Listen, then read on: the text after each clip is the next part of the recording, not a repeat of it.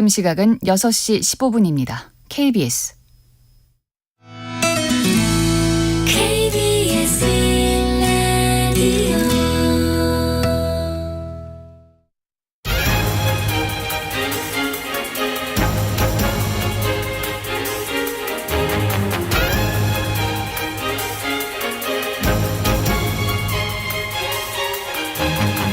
오늘 아침 일라디오. 안녕하십니까. 오늘 아침 일라디오 아나운서 오승원입니다. 한국인들이 좋아하는 삼겹살, 저도 참 좋아하는데요. 근데 이 삼겹살의 비계는 어느 정도가 적합할까요? 최근 한 시민이 고향사랑 기부제 답례품으로 비계가 가득한 삼겹살을 받았다고 해서 논란이 일었는데요. 해당 시민이 공개한 사진을 보니까요, 비계가 고기의 절반 이상을 차지할 정도로 정말 많긴 많았습니다. 그런데 이후 각종 온라인 커뮤니티에서도 구매한 삼겹살의 비계가 너무 많다는 불만들이 쏟아지기 시작했는데요. 이미 지난해에도 이런 논란이 빚어지면서 정부가 처음으로 삼겹살 품질 관리 매뉴얼을 만들어서 배포한 바 있습니다. 그리고 이 매뉴얼을 정부가 다시 배포에 나섰는데요. 이 매뉴얼에는요, 대형마트 등에서 판매되는 소포장 삼겹살의 경우 1cm 이하, 오겹살은 1.5cm 이하로 지방을 제거할 것을 권장하고 있고요. 특히 과지방 부위는요, 폐기를 검토하도록 권고하고 있습니다. 여기서 한 발 더 나아가서 가드라인에 잘 맞춘 상품을 판매하는 업체들에는 인증을 부여하는 제도도 준비 중이라고 하는데요. 모쪼록 삼겹살 품질 관리에 효과가 있었으면 좋겠고요. 소비자들도 이 기준을 잘 참고해서 바로 비계양을 확인할 수 있는 상품 구매를 하는 게 가장 안심하고 좋은 삼겹살을 구입할 수 있는 방법일 것 같습니다. 1월 10일 금요일 오늘 아침 일라디오 출발합니다.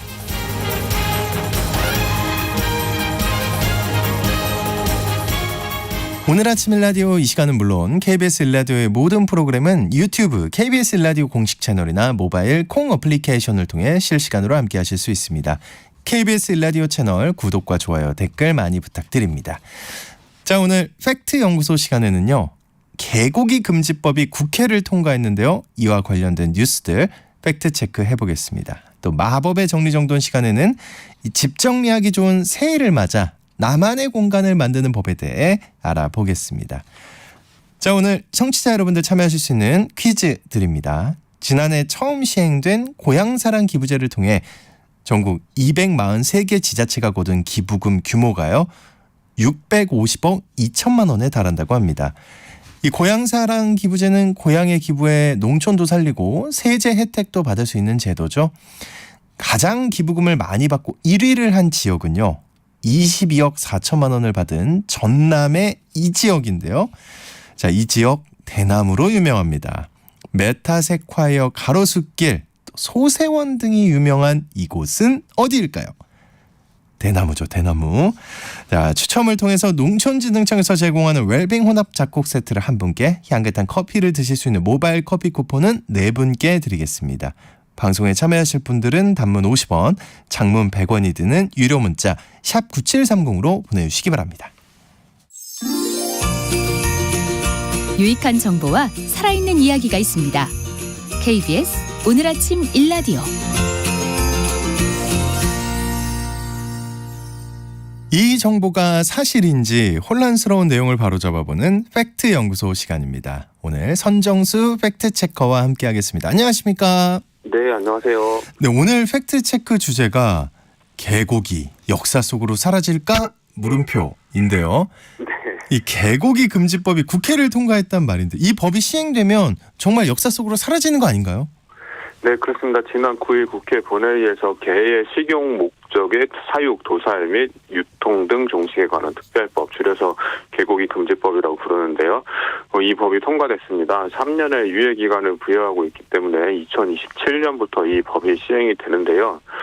대통령이 거부권을 행사하는 일은 없을 것으로 보이고요. 네. 이 법이 김건희법으로 불릴 정도로 대통령 부부의 관심이 컸다는 게 널리 알려져 있으니까요. 법 시행 이후부터는 식용 목적으로 게를 사육, 증식 및 도살하거나 게를 원료로 조리, 가공한 식품을 유통, 판매하는 행위를 금지합니다. 게를 도살하다가 적발되면 3년 이하 징역 또는 3천만 원 이하 벌금, 식용 목적으로 게를 사육 또는 증식하거나 개고기를 유통시키거나 개고기를 원료로 조리한 식품을 유통, 판매한 자는 2년 이하 징역 또는 2천만 원 이하 벌금에 처합니다. 그러니까 이런 처벌을 감수하면서까지 개고기를 팔거나 이러지는 않겠죠. 네. 네. 굉장히 세네요. 3년 이하 징역, 3천만 원 벌금. 근데 개 사육업에 종사하는 분들은 이 법이 위헌이라고 주장한다고요. 네, 식용계 사업에 종사하는 분들은 개고기 금지법이 헌법에 보장된 직업 선택의 자유, 재산권 등을 침해한다고 반발하는데요.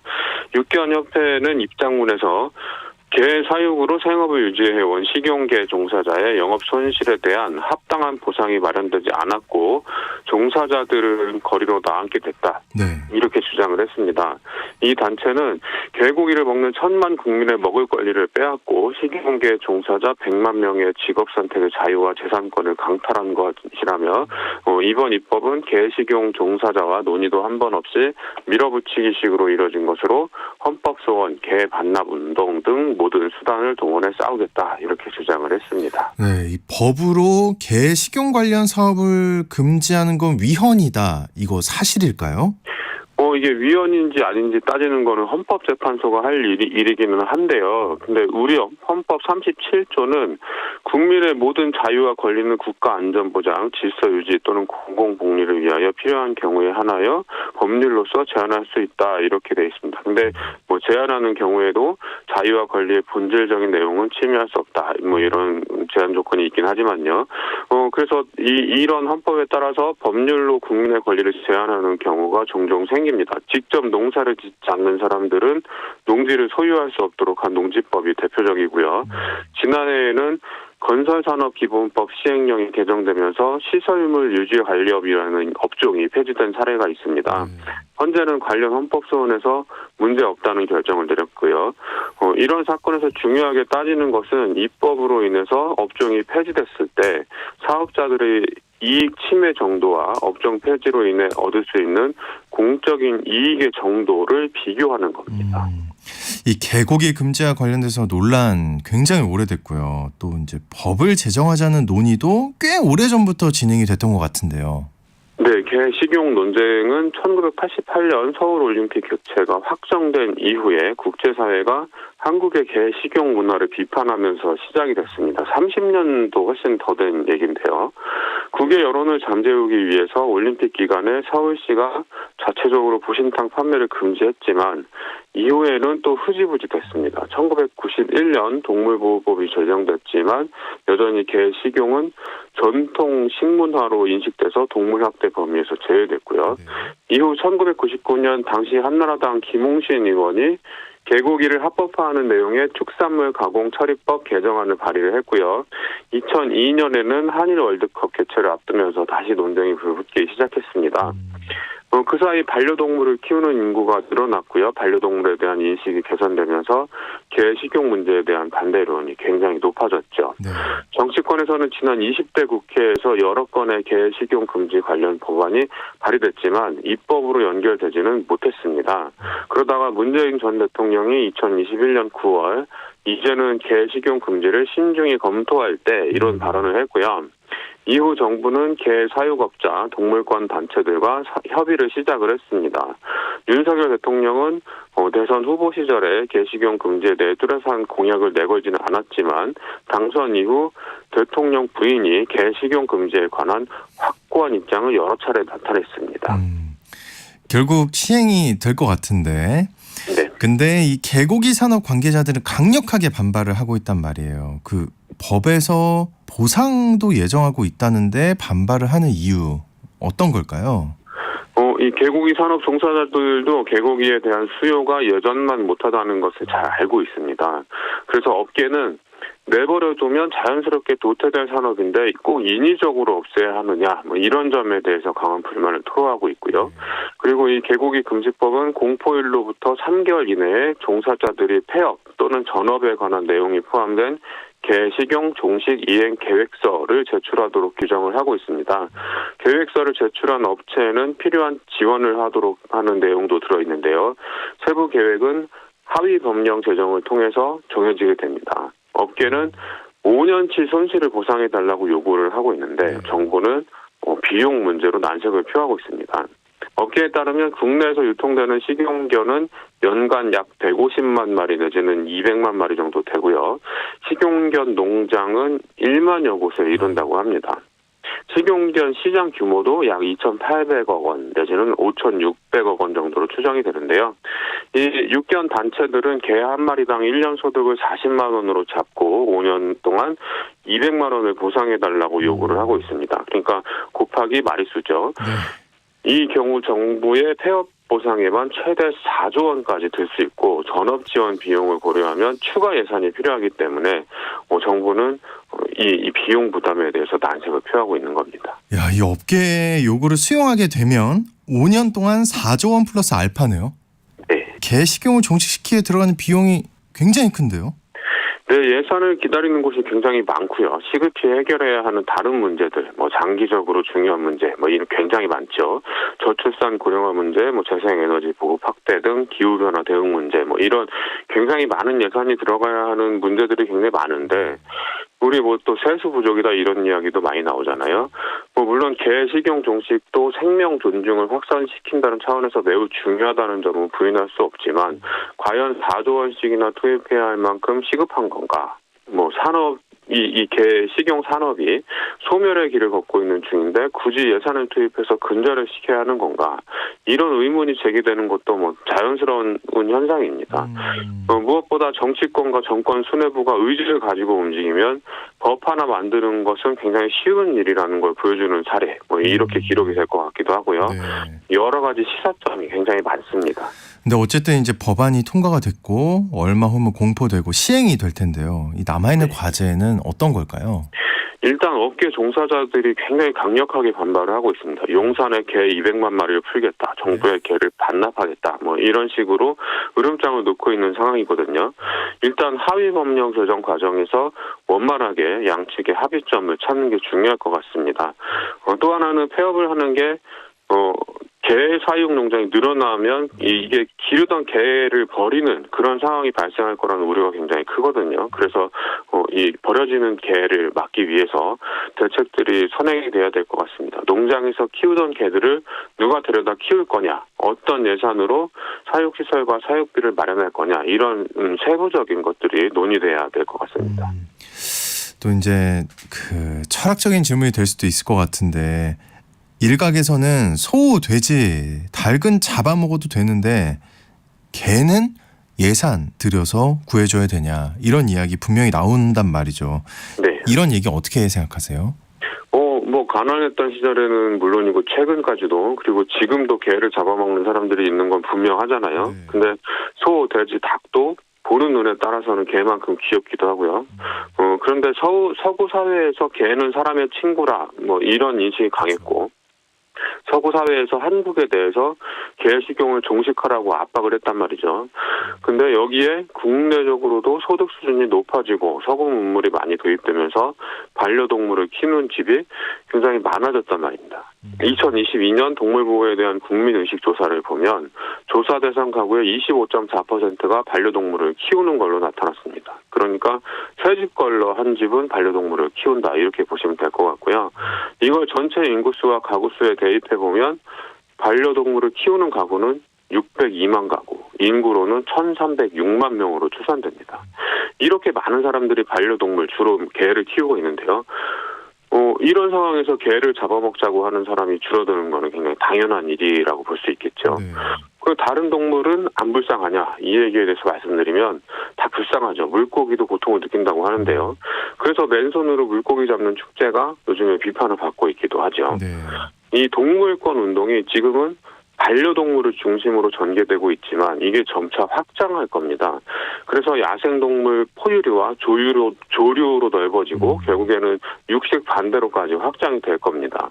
이 과정에서 동물권 운동이 얼마나 많은 국민들의 호응을 얻느냐 하는 것에 따라서 이 동물권 확대 시기가 빨라지거나 늦어지겠죠. 그리고 이 서식지 파괴와 개발, 인간과 동물의 공존 이런 쪽으로도 논의가 굉장히 많이 일어나지 않을까 하는 생각이 듭니다. 네. 자, 오늘 팩트 연구소 시간에는 개고기 금지법에 관한 정보들 확인해 봤습니다. 지금까지 선정수 팩트 체커와 함께 했습니다. 오늘 말씀 고맙습니다. 네, 고맙습니다.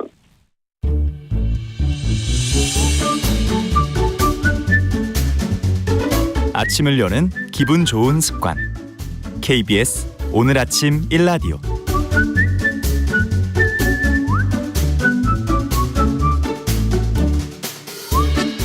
좋은 집을 만들어가고 부와 운을 부르는 정리정돈에 대해 배워보는 마법의 정리정돈 시간입니다. 오늘은 이 집 정리하기 좋은 새해 모두가 꿈꾸는 나만의 공간 만드는 법에 대해 얘기 나눠보겠습니다. 공간미학의 정희숙 대표님과 함께합니다. 안녕하십니까? 네, 안녕하세요. 네, 지금이 집 정리하기 좋은 시기라고요? 그렇죠. 대부분 연말 연초에 다이어트 결심하듯이 이제 집 정리 단골로 이제 결심하시죠. 네, 근데 집 정리하기 좋은 게 그 시기가 정해져 있는 거예요? 네, 저는 생애 주기별 정리를 해야 된다고 생각하거든요. 생애 그렇게 주기별. 따지면 네. 아이가 출산할 때, 초등학교 들어가기 전에, 또 사춘기에 접어들었을 때, 또 대학, 그러니까 뭔가 내 인생에서 조금씩 변화가 있을 때는 물건도 변하기 때문에 때때마다 사실 정리가 필요한 것 같습니다.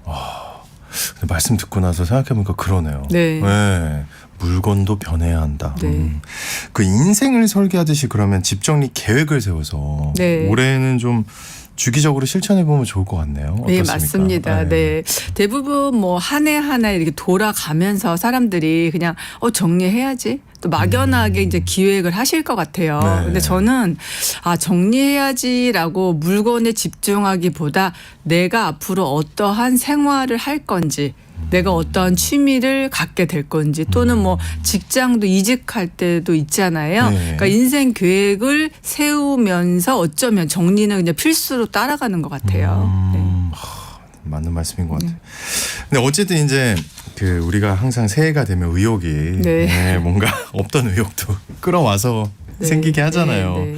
그 집안 분위기나 환경이 많이 좌우를 하는데 그럴 때 그 집 정리하면서 가구 배치를 바꾸거나 아니면 인테리어 소품을 좀 바꾸거나 이런 거 해도 확실히 기분 전환이 되는 것 같아요. 맞습니다. 왜냐하면 이사 올 때 가구 배치를 이제 한 번씩 하시게 되잖아요. 근데 그때 왔을 때 이사 갈 때까지 한 번도 움직이지 않는 분들이 계세요. 네. 그리고 때로는 이제 이사 왔을 때 그때 상황이 사실 이삿짐 업체에서 가구를 이제 놓아주긴 하는데 그쵸, 빨리빨리. 네, 그때 정신이 없다 보니까 어쩌면 가구를 이렇게 3개를 세트로 맞춰도 되는데 사이즈가 안 될 것 같습니다 해서 이렇게 언밸런스하게 놨는데 그거를 이동을 한 번도 안 하고 계속 그 상태로 사용하시는 분들이 굉장히 많거든요. 그래서 가구 배치 요령 저한테 많이 물어보세요. 근데 그게 무슨 정답이 있다기보다는 각자 다르기 때문에 한 번씩 옮겨보면서 분위기 전환해 주는 거 되게 중요한데 네.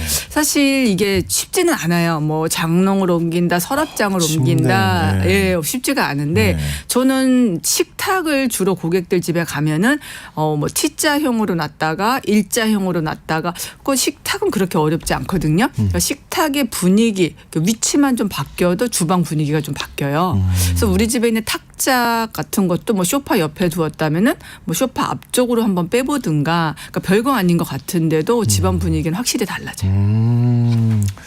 그렇군요. 근데 이제 뭐랄까요, 좀 더 이제 집중적으로 시간을 보낼 나만의 공간을 갖고 싶다. 맞습니다. 이런 마음들 누구나 가질 것 같아요. 퇴근 후에 조용히 쉴 수 있는 나만의 공간. 좋은데요. 네. 나만의 서재 작업실. 네. 그 가족과 함께 살더라도 사실은 각자 나만의 공간이 맞습니다. 필요하지 않을까 싶어요. 맞습니다. 네. 그런데 이제 보통 많은 분들이 아니 집이 크지 않은데 무슨 나만의 공간 안 만들고 싶은 사람이 어딨나 이렇게 말씀을 하세요. 네. 근데 저는 그렇거든요. 이제 크기 뭐 서재로 방 전체를 다 쓸 수는 없을 것 같아요. 제가 봐도 그러면 뭔가 서재와 드레스룸을 같이 쓸 수 있는 방법은 없을까? 대부분 될까요? 네 남편분이 많이 그렇게 제가 꾸며드리거든요. 남편분들의 옷은 여자분들의 옷보다 훨씬 좀 단순해요. 그리고 네. 옷이 좀 나와 있어도 정리만 좀 잘해도 보기 싫지가 않아요. 그러니까 그런 걸 생각해 보면 왜 백화점 가보면 옷들이 다 행거에 걸려져 있거든요. 네. 그럼 매장에 가면 지저분하다는 느낌보다는 되게 보기 좋아요. 대부분 남편분들의 양복이나 셔츠나 면티나 바지 그런 종류거든요.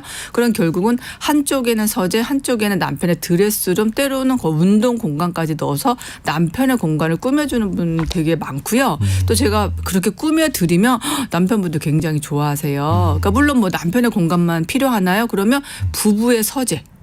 플러스 네, 뭐 운동 공간. 그러니까 결국은 공간을 집중해서 어떠한 공간을 만들어야 될지를 생각하다 보면은 그게 되는데 그냥 물건의 공간의 위치에 생각을 안 하는 게 아니라 그냥 빈자리에 넣는다는 개념으로 하니까 자꾸 창고가 돼 버려요. 그래서 저는 서재를 만든다 그러면 책상과 책장과 서랍 이렇게 하면 미니 서재.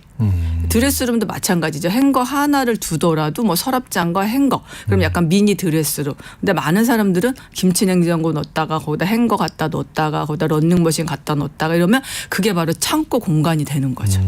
그리고 그렇게 하면은 러닝머신 위에 올라가기도 싫을 것 같은데. 맞습니다. 그쵸? 네네네. 예. 그래서 공간이라는 것을 집중하다 보면 내가 어떤 공간을 만들어야지라는 생각을 갖다 보면 런닝머신과 운동기구와 운동 관련 소품들이 모이다 보면 그게 바로 헬스존이 되는 거거든요. 그리고 요즘 이제 근무 형태가 다양해져서 재택근무하는 분들 맞습니다. 많을 텐데 이게 그 적극적으로 공간을 분리하는 게 네. 일의 효율성을 높이는 데 도움이 된다고요? 맞아요. 예, 제가 줌 강의를 이제 코로나 때 많이 했었거든요. 네. 그런데 많은 분들이 회사에서 이제 기업 강의를 해도 뒤에가 다 보이니까 화면을 다 꺼버리시더라고요. 그렇죠. 그리고 되게 저도 부담스럽던데요. 네, 지금 그거 해보니까. 네. 그래서 이제 그런 것 때문에 사실 집에 대한 관심이 높아지기는 했어요. 그래서 어쩌면 요즘에는 집을 재테크 많이 하시기 때문에 뭐 홈 퍼니싱, 뭐 컴퓨터 근처에 그런 공간도 많이 꾸미시는데 어쩌면 우리 집 그 크지는 않지만 작은 공간이라고 할지라도 줌 하면 뭐 집 전체가 보이는 것도 아닌데 그 정도의 공간도 오픈할 수 없을 정도의 집이 정리가 안 돼 있는 게 사실 많다고 봐요. 그래서 저는 공간을 이렇게 벽 하나 이렇게 분리를 해서 여기는 뭐 컴퓨터 관련이다 하면 이 벽 쪽으로 하나 딱 잘라서 막 전체를 자를 수도 없을 때도 있어요. 사실 원룸이나 투룸 같은 때는 벽 한 면을 다 오피스 존으로 쓸 수도 없을 수도 있어요. 그러면 전 항상 그래요. 책장과 책상과 서랍 그것만 딱 모이면 여기가 사무실 관련처럼 재테크 근무 공간으로 쓸 수 있다라고 보거든요. 근데 보통 많은 분들이 이렇게 물건에 대해서 뭔가 이렇게 모이고 한 공간을 만들고 이런 개념이 없어요. 없죠. 저도 지금 네. 그러면 새로운데. 침대 이쪽으로 놓으면 이게 침실이 되는 거고 이렇게 하면 서재가 되는 거고 이렇게 하면 헬스 관련되는 거고 이렇게 하면 주방이 되거든요. 근데 보통 그런 생각이 없이 그냥 막 배치를 막 하시는 거예요. 그러니까 늘 정리가 안 돼 보이고 그러니까 공간이 되게 분산돼 보이거든요. 그래서 공간을 뭐 안 된다면은 4분의 1이 됐든 2분의 1이 됐든 뭔가 이렇게 벽으로 이렇게 나눠주면 공간 분리가 훨씬 좋죠. 근데 하여튼 아까도 잠깐 말씀해 주셨지만 이게 집이 작아서 문제. 이렇게 얘기하면 안 되나? 문제는 아니지만 네. 집이 작으면 어렵잖아요. 맞습니다. 그렇지 않아요? 예, 많이 공간 활용을 많이 해야 되고. 네네. 그러니까 저도 이제 고객들을 많이 만나잖아요. 매일 만나면서 고객들을 상담하면서 이런 이야기를 해요. 어제도 이제 고객을 만났는데 정리를 이제 업체를 불러서 뭐 몇 번을 하신 분들도 많이 만나요. 근데 결국 그분이 삶을 변화하지 못하고 자기 생활이 변화하지 못하는 것은 자기의 공간에 대해서 명확한 고민이 없어요.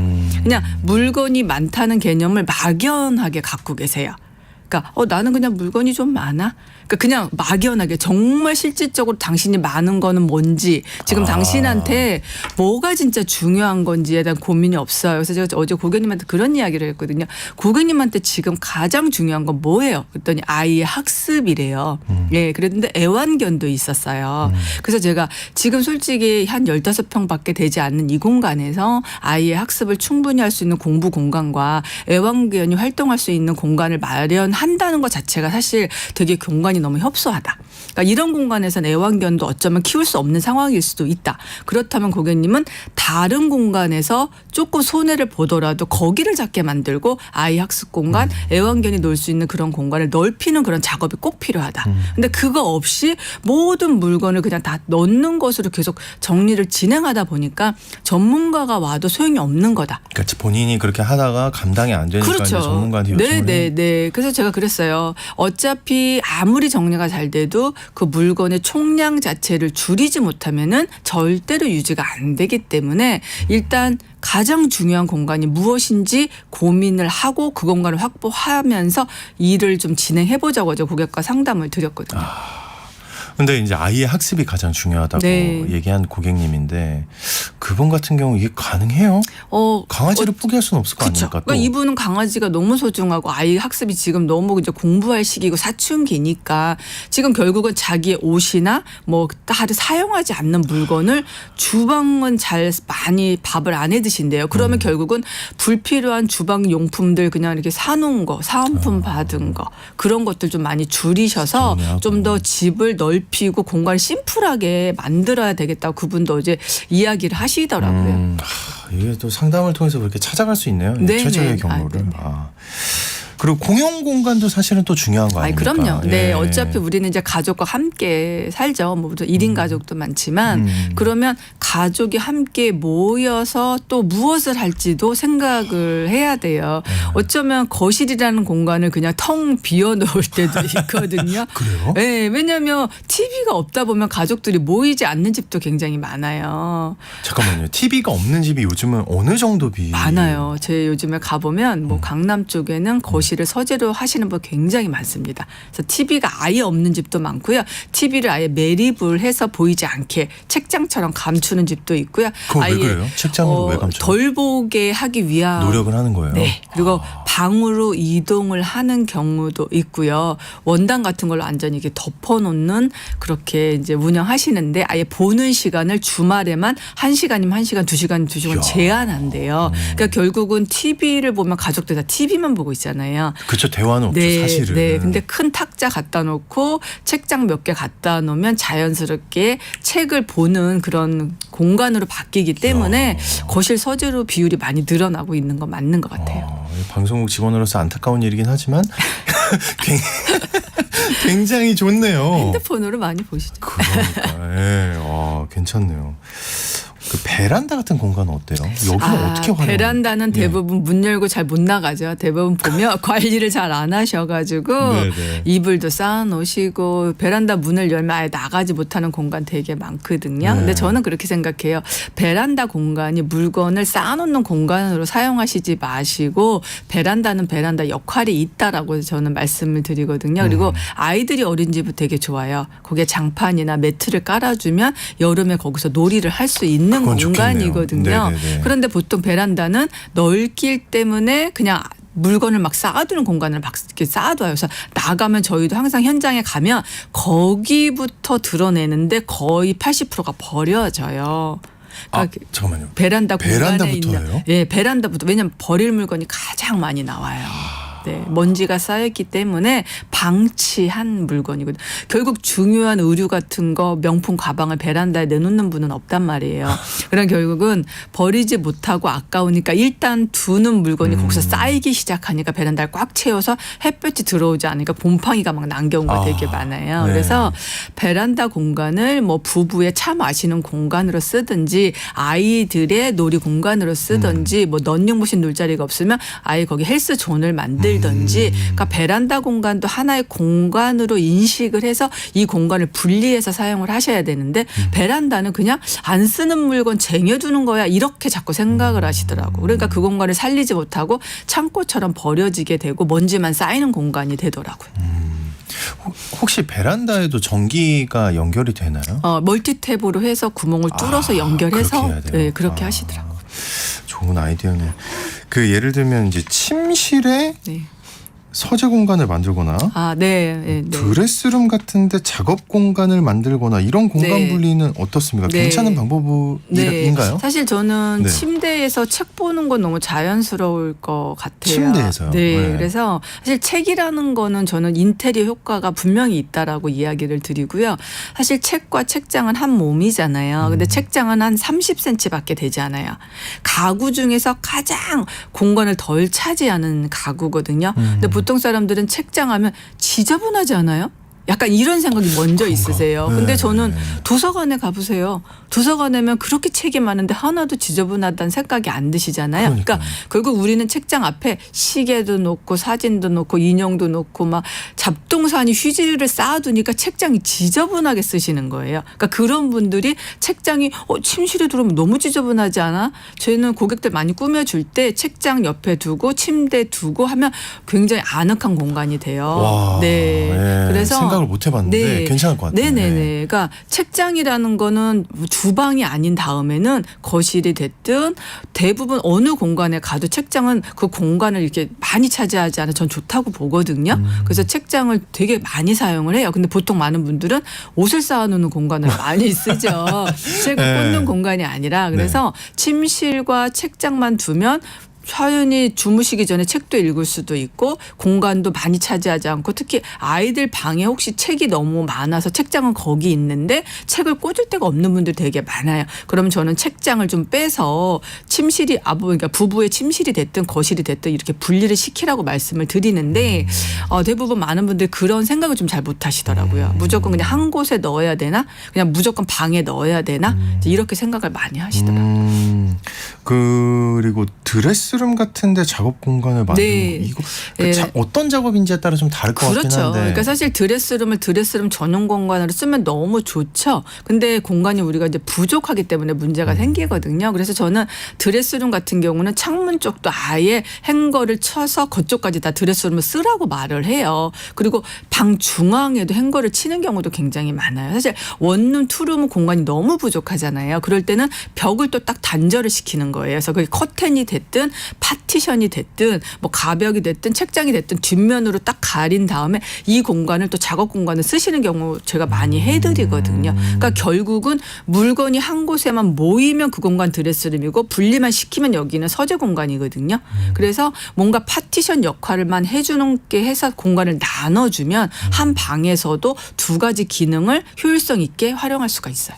그 요즘 그 오피스텔이나 원룸에 사는 1인 가구도 굉장히 맞습니다. 많잖아요. 근데 그런 가구들의 경우에 굉장히 도움이 될 거. 맞아요. 네. 파티션 요즘에 저렴하게 주문해서 이렇게 뭐 못을 박지 않고도 설치할 수 있는 게 굉장히 많고요. 커튼 같은 경우도 괜찮은 것 같아요. 꽉 막히지 않은 쉬폰 같은 커튼으로 해서 레일만 달아주면은 공간이 완전히 분리되거든요. 그러면은 그 한 방에서 두 가지 또는 세 가지 기능도 활용할 수 있어서 결국 우리 집에 있는 가구가 뭐가 있지 뭐 원단 같은 거를 뭐 앞전 같은 걸로 꼽아도 되거든요. 그러니까 결국 우리 집에 대해서 자꾸 고민하고 관찰하는 것만으로도 훨씬 공간을 새롭게 만들 수가 있는 거죠. 갑자기 이제 말씀 듣다가 급 궁금한 건데 대표님이 생각하시기에 그 각자 이제 가구들 있잖아요. 1인 네. 가구, 2인 가구, 네, 네, 뭐 네. 3인 가구, 4인 가구. 4인 가구가 제일 많나요? 맞습니다. 네. 이렇게 있다면 대표님이 생각하는 적정 살기 좋은 평수가 있나요?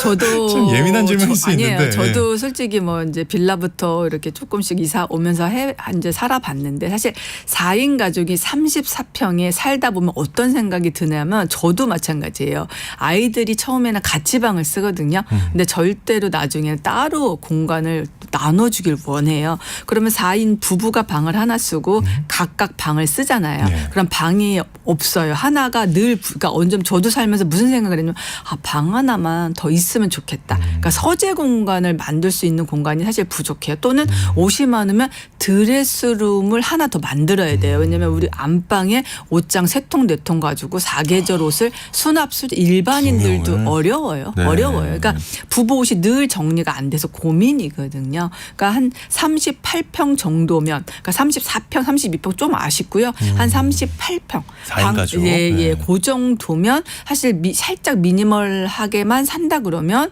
너무 크지 않고 너무 적지도 않은 적정의 그러니까 국민 평수. 예. 근데 32평 초반은 솔직히 조금 부지런하게 움직이면 가능한데 아주 부지런하지 않거나 공간을 활용하는 능력이 조금 부족하신 분들은 조금 어렵습니다. 그래서 30평대가 오히려 가장 많이 의뢰가 들어와요. 아, 그럼 반대로 이런 경우도 있나요?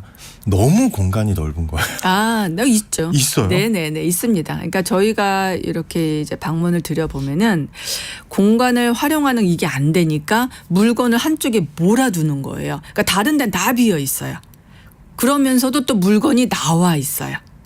이해가 안 네, 되네요. 그러니까 뭐냐면 자 주방이면 주방, 뭐 드레스룸이면 드레스룸에 거는 옷과 접는 옷과 선반과 이게 기능에 맞춰서 물건을 배치를 해야 되는데 네. 물건을 그런 기술이 부족하니까 그냥 한 옷장에 다 몰아놓고 걸어도 되는 공간 텅텅 비어 있고 그 밑에는 쌓여 있고 주방도 마찬가지예요. 냄비를 두는 공간과 뭐 그릇을 두는 공간과 서랍의 용도가 있는데 그런 정리 능력이 떨어지다 보니까 어느 한 선반에다 그냥 몰아두시는 거예요.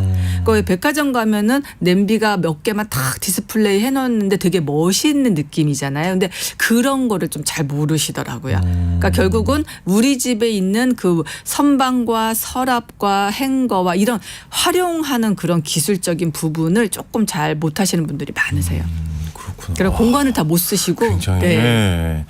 아, 근데도 그분들은 이제 그 큰 데 사는 걸 원하시는 거죠? 그렇죠. 그러니까 좀 더 쾌적하게 살려고 이사는 왔는데 막상 넓어지다 보니까 이 그것도 공간에 어렵네요. 무엇을 넣어야 될지를 모르시겠다고 하시더라고요. 야, 이 말씀 듣다 보니까 이게 어쨌든 나만의 공간이 되려면 단순하게 이게 아이 그럼요. 예, 네. 그렇게 생각할 게 공간에 아니고, 대해서 예. 어쩌면 계속 정리를 해야 된다. 물건에 집중하시기보다 내가 정리를 한 후 어떤 공간에서 무엇을 하려고 지금 정리를 시작했는지에 집중을 하다 보면 공간이 보이거든요. 근데 공간을 보지 않고 물건을 넣을 공간을 찾다 보니까 물건이 계속 들어가서 못 찾고 지저분하게 다 창고가 돼버리거든요. 기능으로 나눠야 되는 그렇죠. 거예요. 내가 여기서 무엇을 할 건지 목적을 생각하다 보면은 커피 관련해서 커피 존이 되거든요. 그럼 예쁜 찻잔과 커피 관련과 커피 기계가 모이면 그게 바로 카페가 되는 건데 그러면 지저분해 보이지 않거든요. 그릇은 그릇끼리 세트를 모아야 되는데 그냥 컵이랑 그릇이랑 냄비랑 식재료랑 막 섞어두니까 주방이 너무 지저분해지는 거예요. 근데 보통 물건을 주부들이 구매를 하시잖아요. 근데 그러면 자기가 좋아하는 그게 있어요. 뭐 스텐을 좋아하시는 분이 있고 플라스틱 좋아하시는 분이 있고 정리만 모아둬도 컬러도 뭔가 균형이 맞춰지는데 이게 정리를 제대로 안 하니까 물건들은 다 괜찮아요. 근데 컬러도 안 맞고 소재도 안 맞고 기능도 안 맞으니까 여기도 창고 같고 저기도 창고 같고. 기능. 그렇군요. 아이들이 아까 잠깐 말씀하셨는데 이제 공간 분리를 원하는 거 어떻게 받아들이는 게 좋은 거예요? 아우 너무 잘 키우신 거죠. 그럼요. 저는 아이들이 네. 그거는 아주 잘 독립하게 자기 주도하면서 자기 공간의 필요를 느낀다는 거 너무 잘 키웠다고 저는 가끔 이제 고객들 만나면 그런 이야기를 하거든요. 근데 아이가 성장해서 중학생이 됐는데도 부모님이랑 같이 자는 경우도 있어요. 그러니까 저는 오히려 근데 그런 부모님들을 보면은요 고민을 하세요. 아이가 절대로 못 떨어져요라고 하면서 어머님의 표정을 보면 아이가 나를 너무 좋아하니까 그걸 좋아하죠. 예. 되게 뿌듯해 하시는 느낌? 근데 제가 볼 때는 건강한 건 아닌 것 같아요. 아이가 사춘기가 들어오면서 내 공간에 대해서 확실하게 갖고 싶어 하는 것이 가장 저는 일반적인 현상이라고 아이가 성장했다고 보거든요. 그러니까 아이가 자기 공간을 원하는 거는 너무 박수를 쳐줘야죠. 근데 이제 뭐 게임 안 하고 공부 안 하고 이런 거 단속하려고. 맞습니다. 예. 좀 통제하기 편하게 집을 꾸미는 맞습니다. 경우도 있다면서요. 네. 그래서 책상을 거실에 갖다 두시. 아, 그건 너무 싫을 것 같은데. 네네네. 그러니까 인테리어를 완전히 해치죠. 공부 책상, 독서실 책상 같은 것을 거실에 갖다 놓고 이제 아버님, 어머님이 이제 관리를 하시고 사실 저는 공부방하고 침실은 되게 아늑해야지 집중이 잘 된다고 그렇죠. 생각을 하거든요. 네.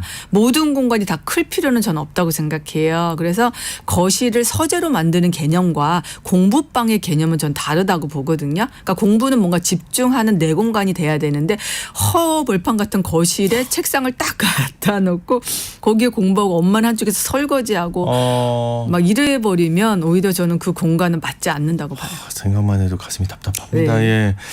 또 이제 나만의 공간을 만드는 법에 대해서 오늘 여러 가지 얘기를 네. 해주셨는데 좀 좋은 사례 네. 있으면 하나만 좀 소개를 네. 부탁드릴게요. 예. 그러니까 사실 저도 많은 집들을 이제 정리하면서 솔직히 여기도 참고 저기도 참고 가족의 엄마 아빠 아이의 공간도 없고 다 가족이 함께 쓰는 공간 되게 많이 보고요. 거실에서 이불 펴놓고 주무시는 분들 생각보다 되게 많아요. 근데 안타까운 것은 각각의 다 침대가 다 있어요. 네. 네? 각각의 방에 다 침대는 있어요. 있는데. 근데 안 자고 활용을 안 하는 거예요. 그러니까 아이들 방을 만들어 줬는데 아이가 좋아하는 방이 아니라 그냥 뭐 침대만 띡 가 있는 거야. 그러니까 아이가 좋아하지가 않죠. 그러면 그거 막 이불 밟고 다니고 막 그러거든요. 그러면서 이제 아이의 각자의 방을 다 만들어 줬거든요. 그러면서 아이가 딱 학교 갔다 딱 들어오면서 엄마 나 오늘부터 여기서 잘 거야. 라고 본인이 들어갔고 그날 다 아무 일 없듯이 너무 편안하게 가족이 잤대요. 그러니까 결국은 방을 만들어주는 게 중요한 게 아니에요. 아이가 좋아하고 편안함을 느낄 수 있는 방 전체를 만들어줘야죠. 그게 조명이 됐든 커튼이 됐든 그것이 소품이 됐든 아이가 봤을 때 여기 정말 내 공간이다. 여기가 너무 좋아라는 느낌을 가질 수 있는 게 저는 중요하다고 봐요. 그렇군요. 마법의 정리정도 오늘은 나만의 공간을 만드는 법에 대해서 얘기 나눠봤습니다. 공간미학의 정희숙 대표님과 함께했습니다. 오늘 말씀 고맙습니다. 네, 감사합니다. 자, 오늘 퀴즈 정답은요. 담양군이었습니다. 상품 받으실 당첨자는 중복 당첨 여부 확인 후에 홈페이지에 게시해 놓겠습니다. 오늘 아침 일라디오 오늘 순서 마무리하겠습니다. 주말인 내일도 인사드리겠습니다. 지금까지 아나운서 오승원이었고요. 청취해 주셔서 고맙습니다.